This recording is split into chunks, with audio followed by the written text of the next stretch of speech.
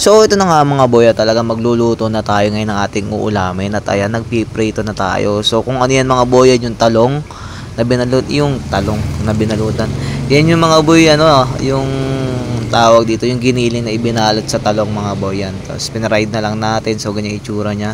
So hindi masyado perfect pero pwede na. So ayan, tapos sambahan natin ng soft drinks, ayan. Syempre, bumili na rin tayo ng soft drinks, baka mamaya maumay tayo sa ating uulamin.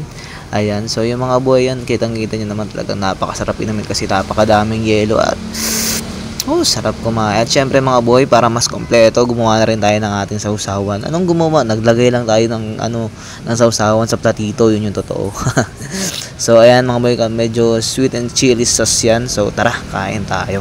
So ayan mga boy, talagang hindi na makapagpigil ang inyong probinsyano mga yan at talagang lalamon natin. Ito naman talagang nasa ibabaw na yung kanin. Siyempre mag-pray muna tayo bago kumain. Let's go. So ano pang hinihintay nyo mga boy, baka gusto nyo itry. So ayan, ang binili lang dyan ni Dada it's giniling carrots. Ayan, siyempre garlic, sibuyas, bawang. Ayan, egg.